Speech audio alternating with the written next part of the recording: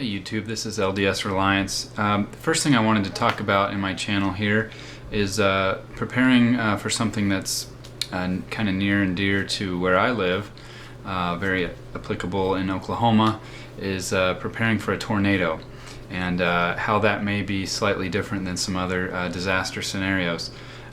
Tornadoes are very, very common in Oklahoma, Kansas, Texas, and that kind of area of the country.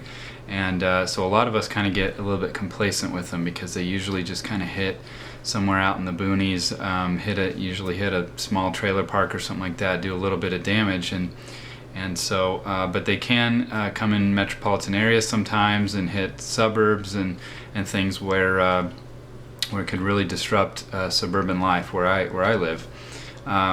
So I just wanted to talk a little bit about what you would do in that scenario.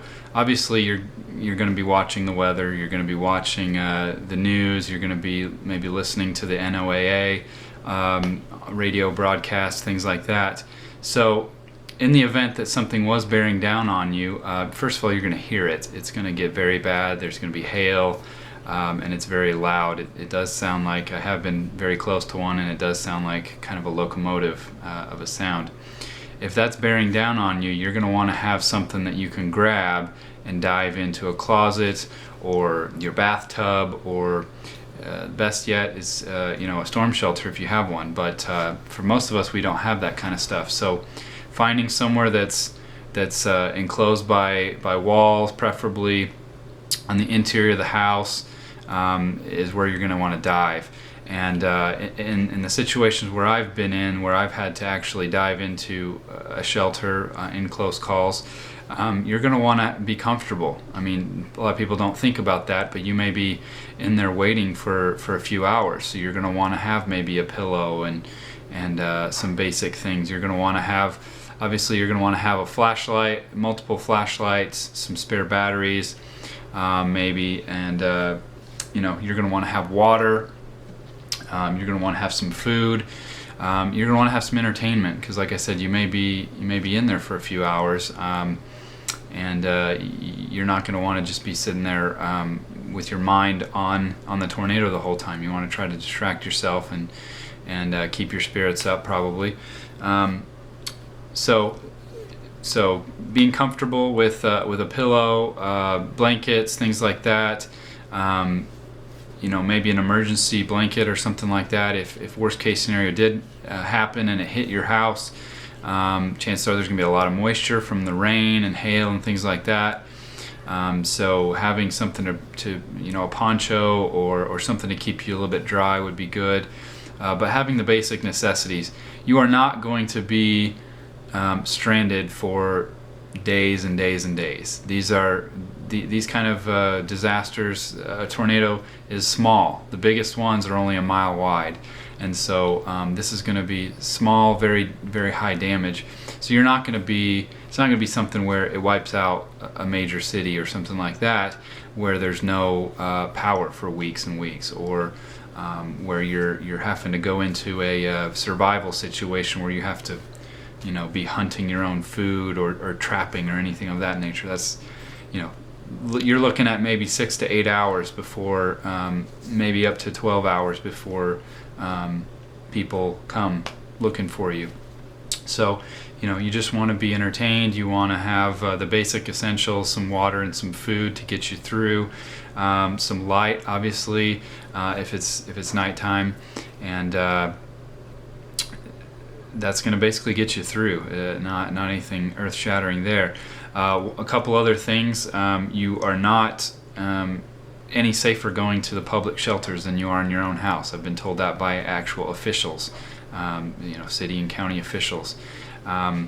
They provide those mostly for people in manufactured homes, trailer parks, things like that, where you're in extreme danger. But if you have a slab foundation or traditional foundation in your house, you're just as good being there in your house, in, like I said, under the stairs or in a bathroom or in a closet, than you are at the local elementary school or wherever they have set up for the shelter. So definitely do not get in your car and try to outrun this thing. That's a horrible idea. just bunker down in your house, grab some bare essentials, wait it out. Chances are it's not going to do anything, and you're going to be fine.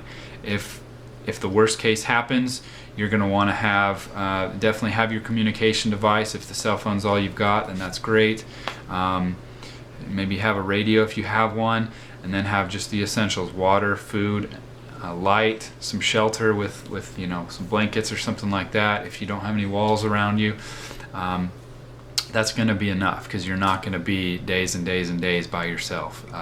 This is localized damage, and I've been through a couple of them, or I've seen the aftermath of some of them, and people respond quickly to these disasters and go help. So anyways, those are my thoughts kind of on tornadoes. They're very prevalent in this area. I have a lot of friends and people that move into this area that I meet that are very concerned about that, and it's something that they're not familiar with, so they don't know how to prepare for it, and they kind of freak out every time that there's a tornado warning or a tornado watch. It's just something that we live with. It doesn't affect major metropolitan areas and major populations of people very often, but you are going to want to be prepared in the case that it does. And you're going to want to have your basics covered with food and water, and that's really about it. Some light, things like that. You may want to actually have a pair of gloves or something like that handy, so in case you had to kind of maybe dig yourself out of some rubble a little bit, or better yet, or hopefully no disaster happens, but if it goes by your house and you have to go help your neighbors dig out, you're going to want to have all those things available and ready to go, because the power's probably going to be out and you're not going to be able to go out in your garage digging for things as easily. So just having some of these things prepared, and kind of have a plan beforehand. Oh, hey, I'm going to go dive in this closet behind me. That's my plan. And so I'll have some things prepared. I'll have a little backpack filled with some of this stuff, and I'll just grab it. If it looks like it's coming down on me, I'll grab that and dive into the closet. So anyways, thanks for listening. Hopefully if you've got some feedback, let me know. I'm all ears. I'm certainly learning just like everyone else is. So anyways, thank you.